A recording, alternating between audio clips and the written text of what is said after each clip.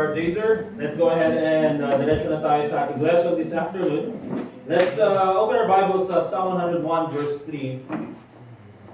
Psalm 101 verse 3, and let me just speak on this topic. Very short po dahil may program tayo kanina.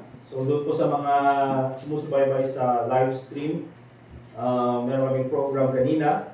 And we'll start ngayon 1:30.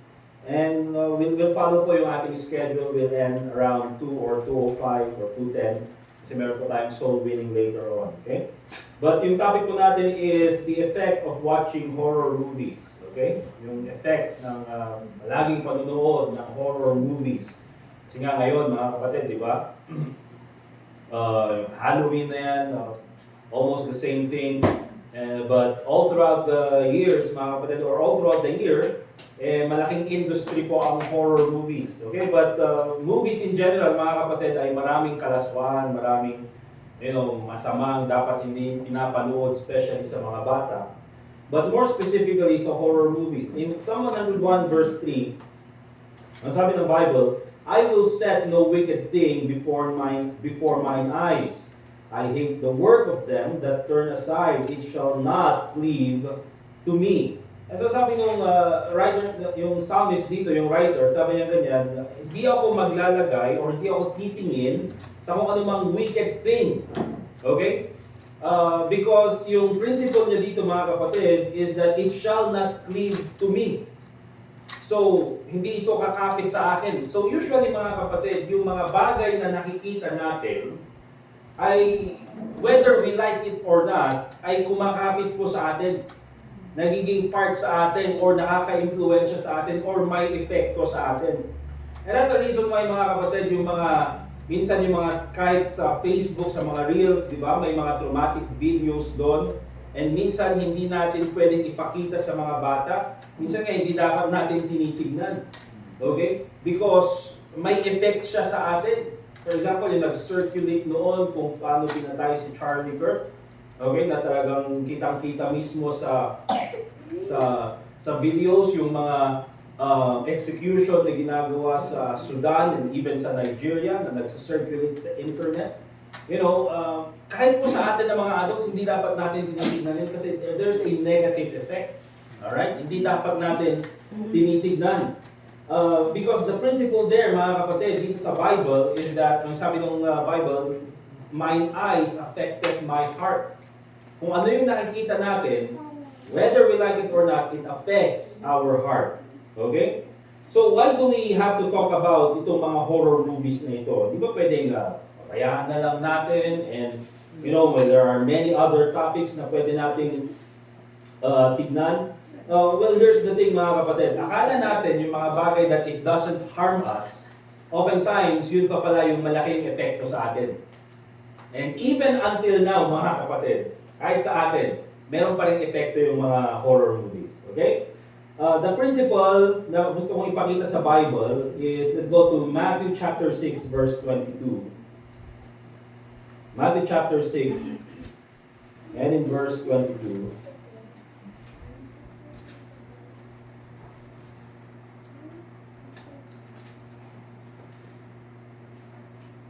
And ang sabi ng Bible in Matthew chapter 6, verse 22, verse 23, the light of the body is the eye. If therefore the eye be single, thy whole body shall be full of light. But if thine eye be evil, thy whole body shall be full of darkness. If therefore the light that is in thee be darkness, how great is that darkness? So, ang gusto kong ipakita dito, mga kapatid, is that yung eyes natin, yung mata natin, it's the lamp of our body. Okay? Basically, ang pinapakita dyan, of course, kung ang nakikita mo ay mga magagandang bagay, yun yung magiging laman ng puso mo. Also, the same thing, kung nakikinig ka ng mga magagandang bagay, yun din ang magiging laman ng puso mo. Now, kung tumitingin ka ng mga masasamang bagay, and then nakikinig ka rin ng mga masasamang bagay, yun din ang nagiging laman ng puso mo. And so the Bible says, keep thy heart with all diligence, for out of it are the issues of life. Sabi ng Proverbs chapter 4, verse 23. paano natin, how do we keep our hearts with all diligence if punong-puno naman ng kasamaan? Kasi nga, kung ano yung nakikita natin, masama. Kung ano yung napapakinggan natin, masama. You know, for within the weekdays na nandun tayo sa bahay natin, or nandun sa school, or nandun sa workplace, or hawak natin yung phone natin, and puro mga kasamaan yung nakikita natin, especially yung mga horror movies na yan, eh, kung yun yung nagiging laman ng puso natin, what do you expect na magiging effect nito sa buhay natin? And so the Bible also says, you know, out of the abundance of the heart, the mouth speaketh.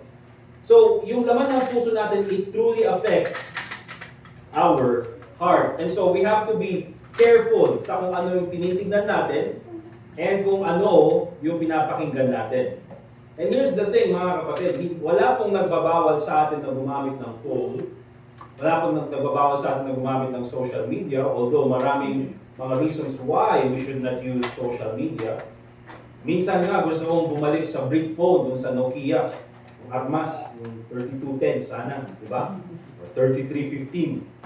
Yung 5110, yun yung unang ano may yung antena.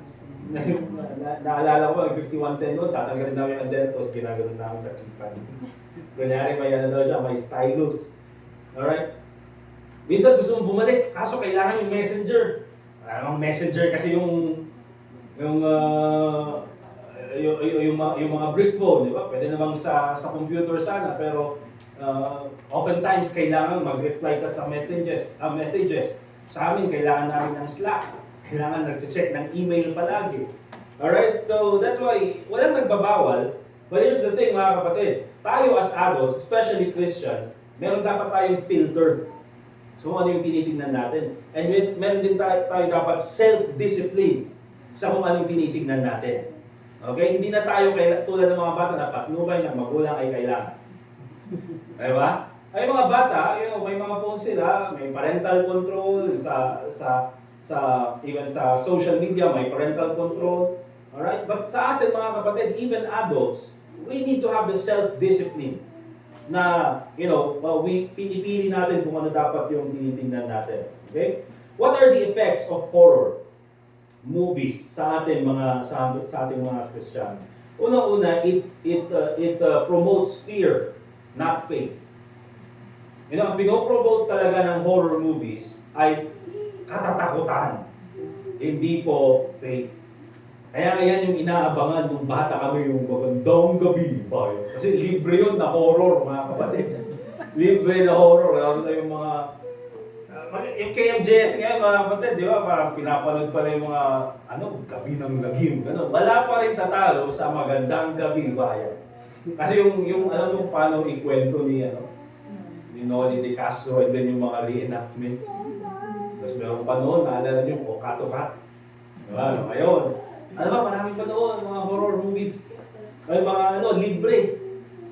And so, anong pinopromote yan mga kapatid? Kaya po nung panahon namin, uso yung spirit of the glass. Spirit of the coin. Meron pa noon, kahit may spirit of the chair. Namin nung elementary at high school kami. Okay? So ang pinopromote niyan talaga is fear and hindi po faith. Pag nanood ka ng horror movie, ang effect niyan, magiging matatakutin ka whether you like it or not. Now, sa generation ko ngayon, or sa mga, sino sa inyo nakapanood ng The Grudge? Diba? O yan. Ako napanood ko yun, mga kapatid. Ang nakakatakot doon, nung naliligo siya doon sa shower, may kumalaw doon sa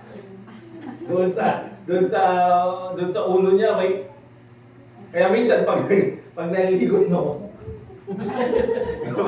kasi naalala ko mga kapatid, napanood ko yun 15, 20 years ago nung high school ako, even minsan ngayon. Madaling araw, maliligo ka sa'yo, stress ng madaling araw. Bakit mga kapatid? Yan ang pinopromote ng horror movie. Bakit yung iba mga kapatid, okay lang silang, wala silang takot dumaan sa madilim, or dumaan sa maligo ng, kahit madaling araw. Bakit? Kasi hindi naman nila pinanood yung movie na yun. Okay? Now, 2 Timothy chapter 1, verse 7. Let's take a look at 2 Timothy chapter 1 and in verse 7. And ang sabi ng Bible, Second Timothy. Chapter 1, verse 7. For God hath not given us the spirit of fear, but of power, and of love, and of a sound mind. So ang Kristiyano, mga kapatid, hindi dapat matatakotin. Now, ang binabanggit dito sa 2 Timothy chapter 1 is, of course, when it comes to persecution, when it comes to difficulties, hindi dapat tayo matatakot because we have the Spirit of God. Pero bakit yung Kristiyano, mga kapatid, kahit sa simpleng dilim lang, di ba, biglang natatakot na, biglang may gumalaw. Parang may tao yata sa ilalim ng tao. Di ba? Naalala ko nung kami sa, young people kami sa Highcrest, of course. Minsan, pagkatapos ng Sunday service, pupunta kami sa bahay ng isang church member, okay? At minsan, ang gagawin namin, dahil puro lalaki kami, doon tayo ng horror. Yan, doon kami ng horror. Ganyan. Pagkatapos, manood ng horror, alas 11 na ng gabi, alas 12 ng gabi, uwi na tayo. Ako mauna, atid yun muna ako, tapos yan. Kaya minsan, hindi umi-effect ang ginagawa namin, bago tayo, manood muna tayo ng Dora. Para mawala yung takot. Okay? Or yung iba naman habang naglalakad, alive, alive, alive forevermore. Diba? Amazing grace, your victory, Jesus. Bakit? Mabuting ka ron habang naglalakad. Okay? And so mga kapatid, it doesn't make sense na tayo po ay maging matatakotin. Especially sa pabili nga ng asin. Kakatapos siya manood ng Magandang Gabi Bayan. Inyamot dun.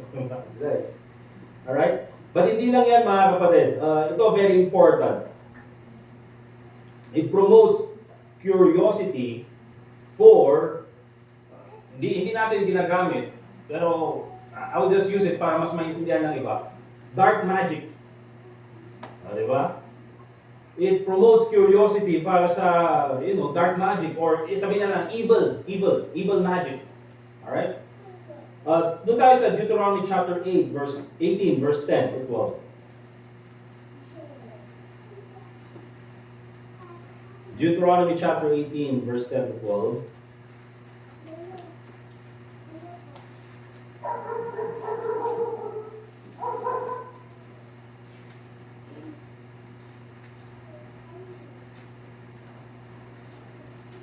And ang sabi ng Bible in verse 10 to 12, there shall not be found among you anyone that maketh his son or his daughter to pass through the fire, or that useth divination, or an observer of times, or an enchanter, or a witch, or a charmer, or a consulter with familiar spirits, or a wizard, or a necromancer.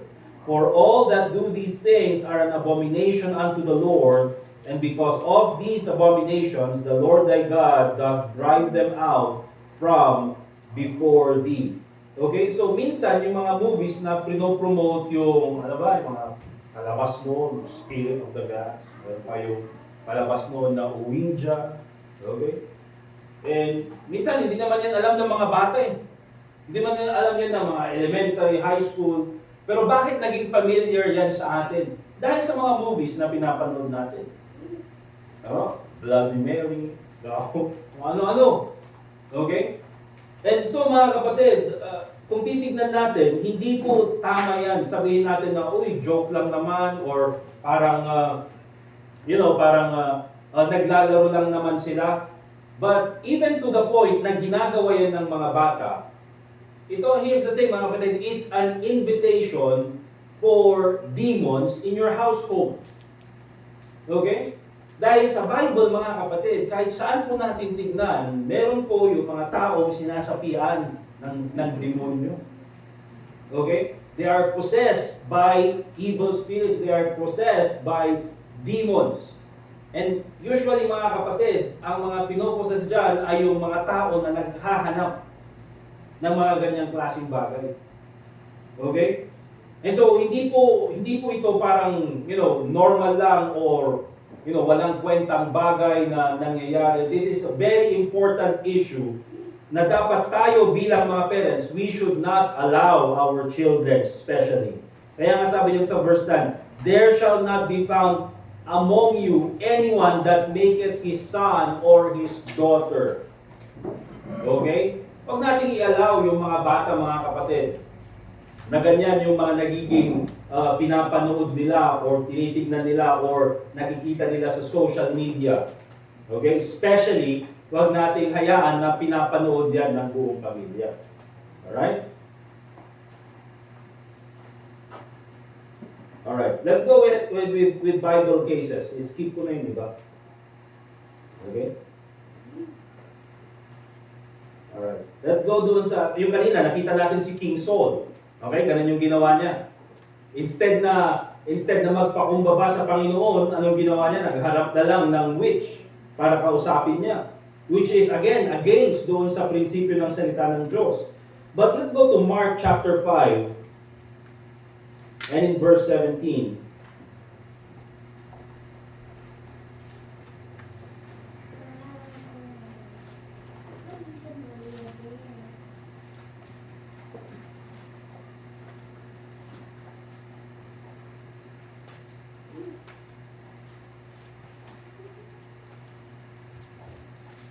Mark chapter 5 and in verse 17.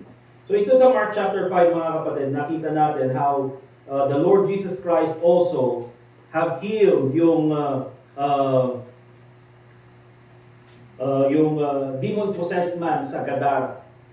And so anong ginawa nito, mga kapatid? Yung demon-possessed man sa Gadara, saan siya nakatira? Doon sa simenteryo. Doon siya sa tombs. Nagstay, doon siya that's where he spends his life. Okay?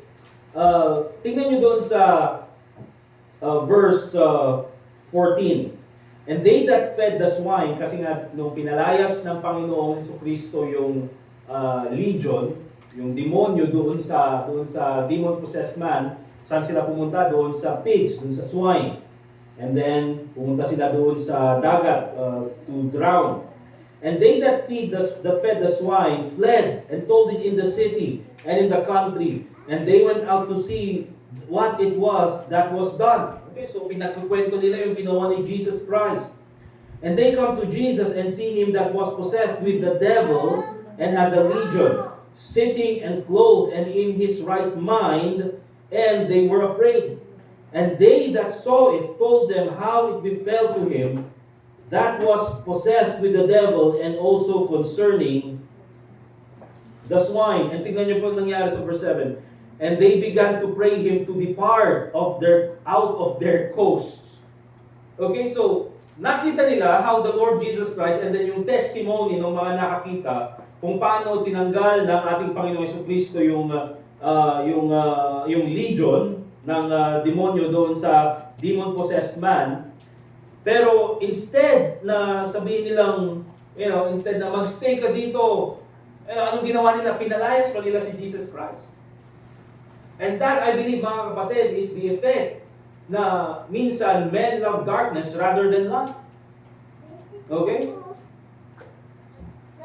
And even po doon sa Acts chapter 19, we'll go with another verse, Acts chapter 19.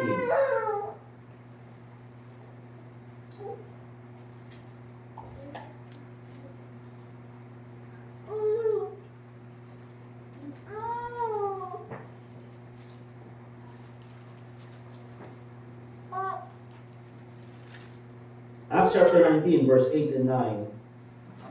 And sabi ng Bible, and he went into the synagogue and spake boldly for the space of 3 months, disputing and persuading the things concerning the kingdom of God. But when divers were hardened and believed not, but spake evil of that way before the multitude, he departed from them and separated. Tama ba? Hindi nabasa ko. 18 and 19, sorry. 18 and 19. And when they believed, and many that believed came and confessed and shewed their deeds. Many of them also which used curious arts, yan po yung mga, sabi natin na dark magic, brought their books together and burned them before all men. And they counted the price of them and found it 50,000 pieces of silver. So mightily grew the word of God and prevailed. So mga kapatid, yan po yung mga lugar na kung saan talamak po ang, sabihin natin, curious arts, dark magic, or yung mga feng shui. Diba? Ano pa yung palabas ni Chris Aquino, suko. At na lang yan mga kapatid. And kung titingnan mo yung mga lugar na yan, they are pagan countries, pagan places, na hindi kilala si Kristo bilang tagapagligtas. Okay? And so that's very important na makita po natin. Because without the gospel, without the light of the gospel, hindi po mapupuksa yung mga ganyang gawain. Ang problema, ngayon alam na natin yung gospel, tayong mismo mga ligtas, minsan tayo pa binabalikan natin yung mga ganung gawain. Okay? Minsan, activity namin, yung people namin dun sa main church noon, pagka November 1, ganun. Ang gagawin namin sa gabi, tayo, ghost hunting, J-Wakan bro. Ghost hunting daw kami, as if may makikita na mga yung mundo. Punta kami dun sa Wood Lane, dun sa cementerio. Minsan, punta kami dun sa Luacan Public Cemetery. Okay, sa Luacan Road, nung wala pa yung mga ilaw noon, madilim pa. Yun yung ginagawa namin noon. Hindi namin alam, mga kapatid, that it's very dangerous.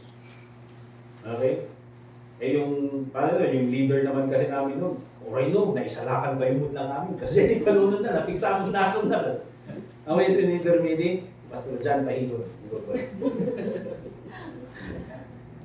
Diba? Naisalakan pa yung lang namin. Alright? So, ano dapat gawin natin? Again, tulad na sabi ng Bible, I will set no wicked thing before mine eyes. Wala tayong manood ng mga horror movies. Kahit po yung KMJS. Kahit po yung wala naman yung magandang gabi bayan, di ba? And there's no point na panoorin natin yan. Ba, matuturo. Entertainment lang naman. Oo nga, pero after mong panoorin, takot na takot ka naman. Di ba? Takot na takot ka naman. So, huwag mo na lang panoorin. Okay? And also, mga kapatid, let's go to Ephesians chapter 5, verse 11. Ephesians chapter 5, verse 11.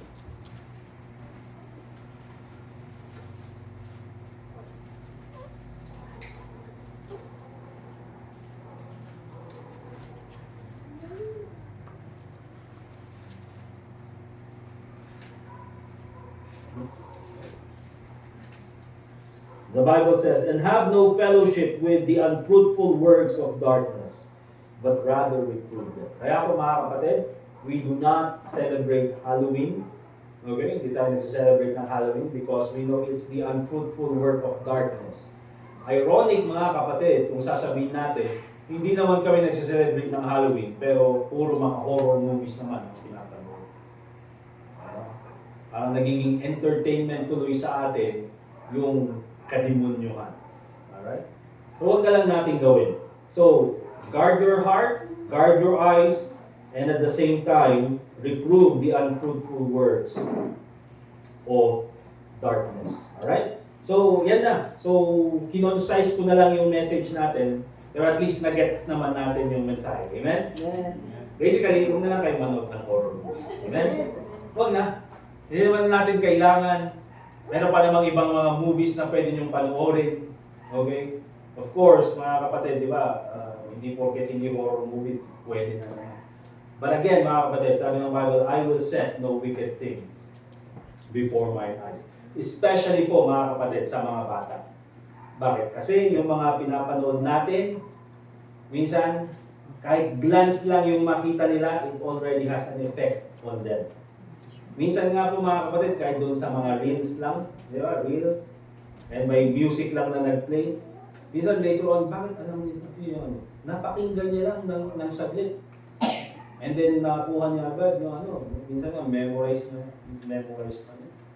And so hindi po tama mga kapatid. Tayo bilang mga parents, not only do we have to be good examples, but at the same time, we need to guard yung mga anak natin na hindi sila mahumaling or magkaroon ng desire na manood sa mga ganyang klaseng bagay. Amen? Alright. Tapos na tayo. Amen? Okay, that's our message this afternoon. Let us pray, and then after this, we're going to have our dismissal. And then, closing song pala. Ano yung closing song natin?